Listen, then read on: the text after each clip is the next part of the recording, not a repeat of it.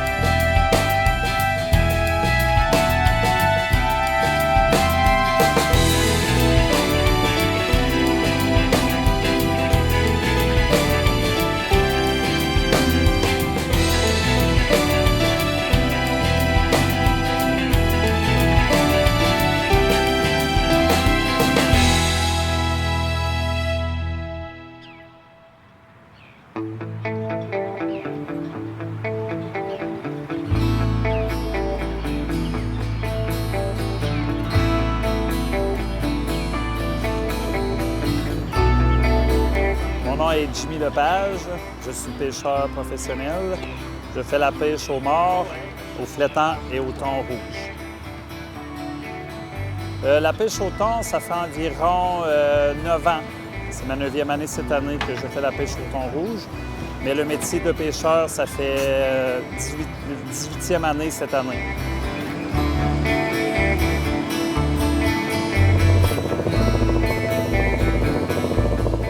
Vers 5-6 heures, là, le bateau est en marche. On quitte pour aller soit à Chandler ou sur le banc de Miscou. Puis, rendu là, bien, on attend que la nuit se fasse. Puis, je te dirais, vers 8 heures, normalement, on commence à voir apparaître des taches de thon sur la sondeuse. J'ai les points pas mal de plusieurs années. Puis ici, à Miscou, c'est un bel endroit pour pêcher le thon. Il y a beaucoup de thon alentour du banc de Miscou.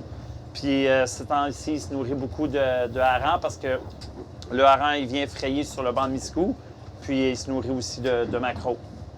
Dernier du nord des bateaux, là. Dernier du nord des bateaux. J'ai Benjamin, il y a 3 bateaux qui sont au nord, ça. C'est ça. C'est Benjamin sur le bateau. OK, je m'enligne là. Par la suite, on met les lignes à l'eau, puis là, on attend. Tu peux attendre 15, 20 minutes, 2 heures. Sur la canne, on met un maquereau ou un hareng rond sur le l'hameçon.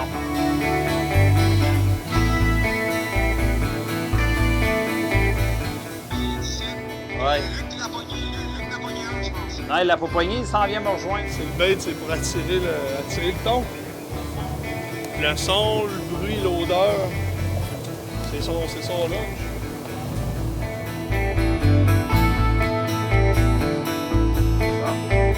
Oui, tu as droit à 2 cannes. Tu as droit d'avoir 4 cannes sur le bateau, mais tu as juste droit d'avoir 2 cannes à l'eau. Toi, tu as le droit de pêcher combien de thon? Normalement, c'est 2 thons par année, puis il y a des années d'exception qu'on a le droit à 3 thons. Ça dépend on est 53 pêcheurs au Québec, puis une liste de 53 noms qui file à chaque année. Puis tu as un numéro, un rang. Puis quand ça tombe dans ton rang, l'année chanceuse, bien, tu vas en avoir 3 à prendre. C'est un poisson à 100 choses, fait qu'il court, il nage tout le temps, puis il vient beaucoup sur l'odeur, oui. Tu sais, comme là, on a 2 chances. On a 2 cannes à l'eau. Fait que... Mais là, c'est pour ça, tu sais, c'est bon de lancer du poisson un petit peu pour les attirer, mais pas trop. Parce que sinon, ils ne viendront pas sur ton poisson. Ouais.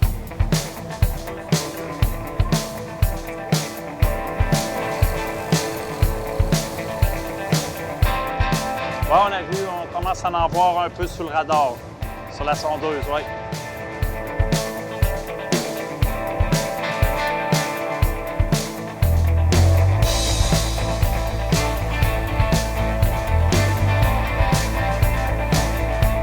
Au Québec, on est 53 permis. Puis en Gaspésie, on est rendu à 30 permis. puis les 23 autres sont aux îles de la Madeleine.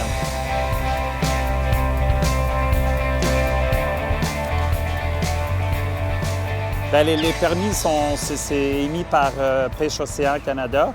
Puis les permis, normalement, bien, ils vont t'appartenir toute ta vie, à moins que tu veux le vendre à un autre pêcheur. Puis les 53 permis, on a 2 tons par année. Puis il y a des années qu'on peut aller à 3 tons.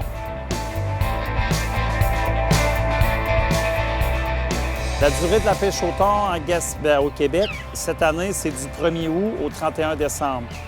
Mais vers le 20 septembre, le fin septembre, par ici, il n'y a plus de thon. Le thon, il repart vers les côtes du Mexique et vers la Méditerranée. Parce que c'est un poisson à sang chaud. Puis il arrive ici vers le début août avec l'arrivée du hareng maquereau. Puis l'eau est beaucoup plus chaude. Puis au mois de septembre, plus le mois avance avec le refroidissement de l'eau, bien là, plus le thon va quitter vers le sud.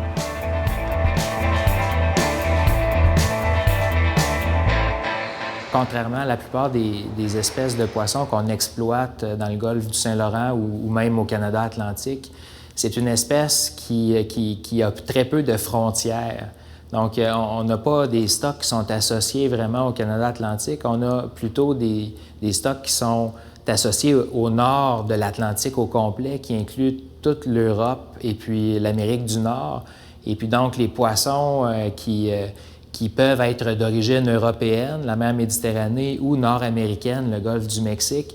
On le sait de nos jours avec la science qu'il y a énormément de mélanges et puis que le terrain de jeu principal du thon rouge, c'est l'ensemble du nord de l'Atlantique. Il se promène pas mal. Il remonte.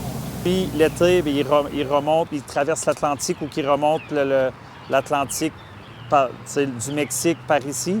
Puis c'est là qu'il rentre dans les eaux canadiennes. Il va arriver avant en Nouvelle-Écosse, par la suite. L'île du Prince-Édouard, tu vois, eux, dans le mois de juillet, ils pêchent déjà le thon. Puis il finit sur la côte gaspésienne. Dans le fond, il vient virer ici. C'est le plus grand poisson qu'on exploite dans le nord de l'Atlantique. C'est une espèce qui, comme tous les grands poissons pélagiques, qui a une capacité de nage incroyablement élevée. Donc, c'est un grand migrateur qui est capable de traverser l'océan en seulement quelques jours.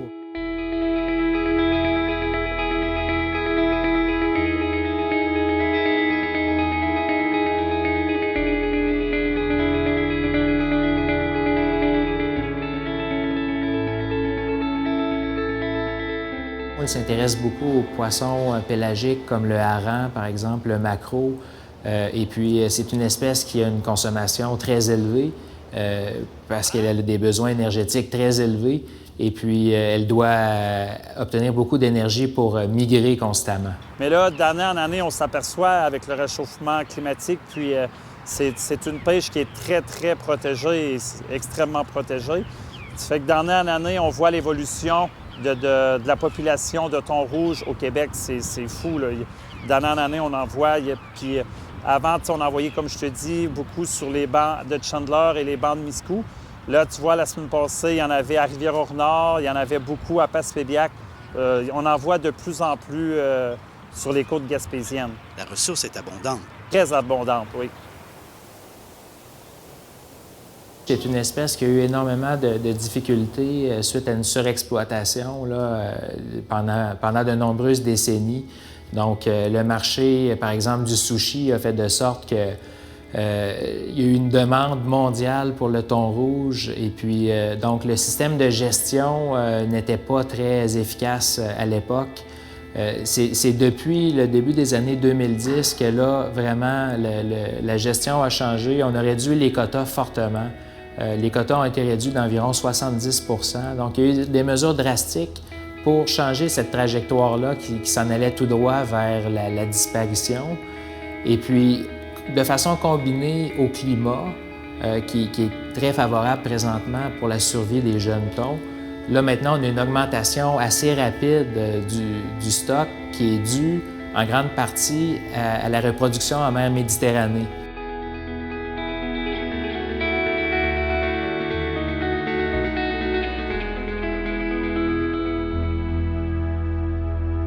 toujours un feeling. D'année en année, j'en pêche, puis quand tu entends le reel, le son du reel, puis tu entends la canne avec le coup que ça donne, c'est toujours fébrile.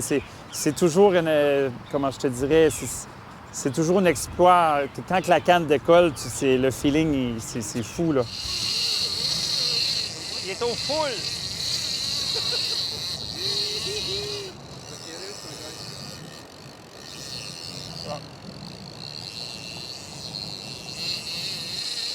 OK, reel.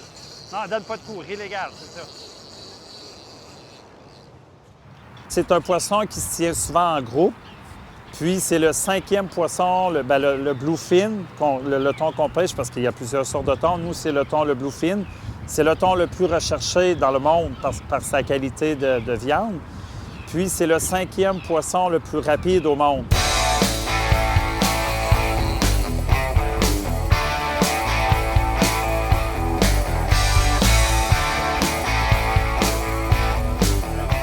Pour pêcher le thon, on peut le pêcher, je te dirais, avec de 25 pieds à même un bateau de crabe 80 pieds. Mais c'est sûr que plus ton bateau est bas et rapide, bien, plus tu as de facilité à pêcher le thon. Moi, j'ai un 43 pieds de long par 14 de large, mais c'est un bateau qui est très, très bas. Fait que c'est rapide, oui, ça circule quand même assez rapidement.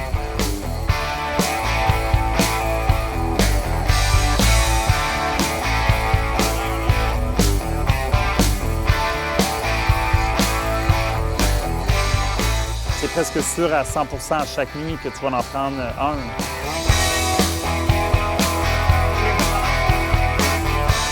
Cette année, j'ai 10 thons présentement de prix, puis j'ai 11 sorties.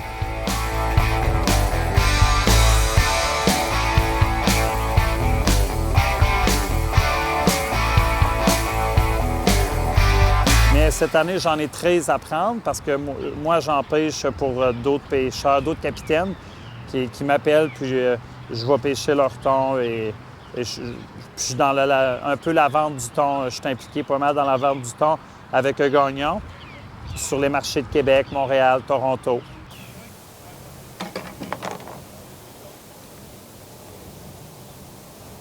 C'est certain que la pêche au thon a été populaire pendant longtemps en Gaspésie, jusque dans les années 70, peut-être le début des années 80. Puis après ça, le thon est allé ailleurs. Et là, depuis, on pourrait dire une bonne dizaine d'années, la concentration de thon est importante. Donc, parce que ça donne des photos spectaculaires, là, capturer un thon de 900 livres, là, on s'entend qu'il y a la valeur du poisson lui-même, la valeur qui est reconnue souvent parce que ce sont des chefs de grands restaurants qui viennent de pêcher. Donc, eux connaissent la valeur de ça. Donc, les photos, les médias sociaux, tout ça donne vraiment une ampleur, une nouvelle ampleur à la pêche au thon. Mais là, d'année en année, on voit vraiment l'évolution du marché du thon au Québec. De plus en plus, les restaurants nous contactent, ils veulent avoir ce poisson qui est d'une grande valeur pour eux c'est comme si au niveau de l'assiette, de la nourriture. Puis en plus, ça leur fait une belle publicité.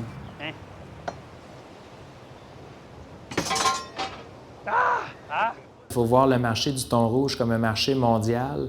Et puis effectivement, à partir des années 70, il y a eu vraiment un engouement pour tout ce qui est le sushi, les sashimi. Donc toute l'influence japonaise a déferlé dans le monde entier.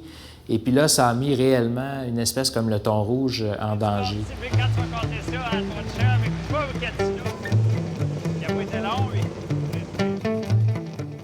La valeur au détail ou la valeur dans un restaurant, c'est plusieurs dizaines de milliers de dollars par poisson. Donc, c'est pas juste le fait de le servir, c'est la réputation que ça apporte.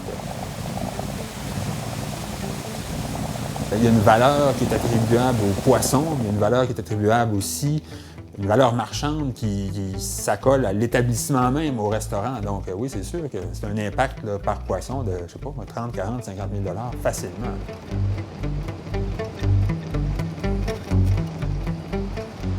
Bien, il y en a encore un peu, oui, qui est exporté au Japon. C'est sûr que les Japonais voudraient tout avoir le thon du Québec. Mais moi, je travaille pour que le thon du Québec, de la Gaspésie, reste au Québec. Normalement, 24-48 heures dans la glace. Puis par la suite, il est exporté à Québec, Montréal, Toronto.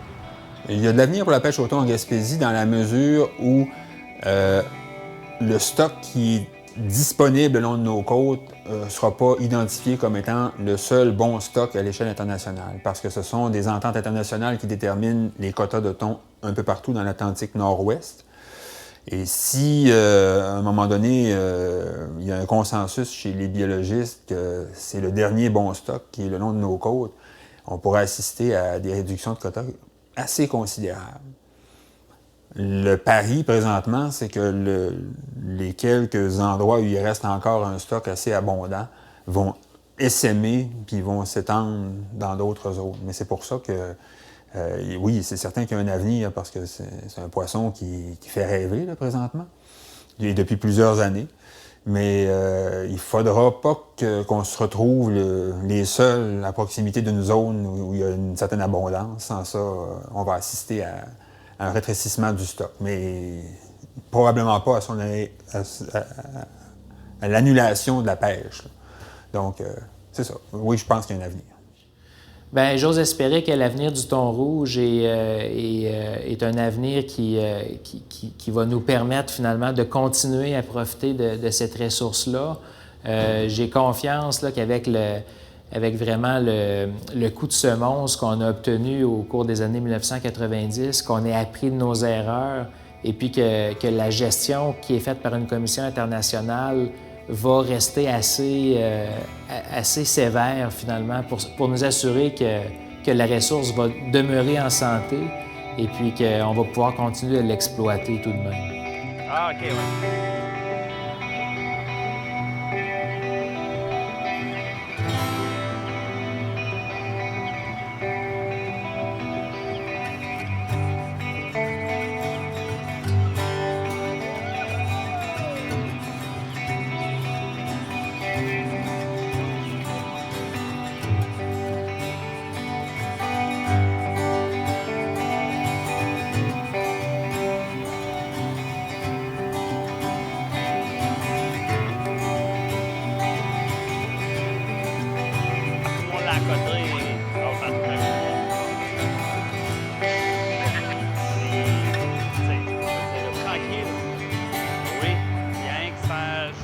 Bien, l'avenir de cette pêche-là, comme je vous dis, moi je vois un très bel avenir dans la pêche au thon rouge. Pourquoi? Bien, c'est parce que, vu que c'est un poisson qui est très, très recherché dans le monde, bien, de plus en plus, on voit que les clients viennent à nous, ils nous demandent d'avoir du thon, puis d'année en année, on voit plus de facilité à le vendre sur les marchés.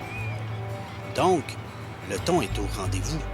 Le thon est au rendez-vous, les marchés sont au rendez-vous, ça fait que tout est bien aligné pour le futur.